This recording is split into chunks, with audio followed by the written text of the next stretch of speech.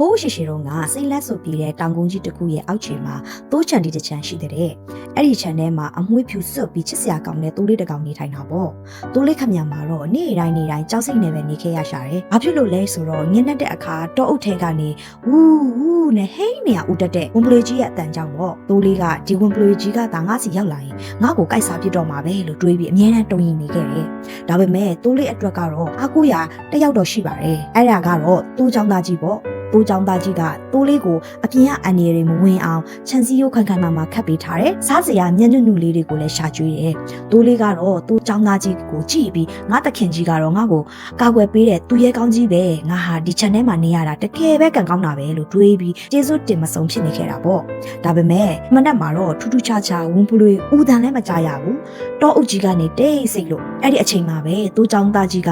တိုးခြံထဲကိုလမ်းလျှောက်လာခဲ့တယ်။သူ့လက်ထဲမှာတော့ထက်မြက်နေတဲ့ဓာကြီးတစ်ချောင်းကိုကင်ထားပြီးတိုးလေးကိုစိုက်ကြည့်နေတာပေါ့အဲ့တော့မှတိုးလေးဟာကြောက်မဖွယ်ကောင်းတဲ့အမှန်တရားတစ်ခုကိုသိလိုက်ရတော့တယ်ဝန်ပလီတွေကသူ့ကိုကိုက်စားချင်တာမှန်ပေမဲ့တိုးချောင်းသားကြီးကတော့တိုးလေးအသားတိုးပြီးဝါလာမဲ့အချိန်ကိုစောင့်ပြီးမှတတ်စားဖို့ပြင်ဆင်နေခဲ့တာပါ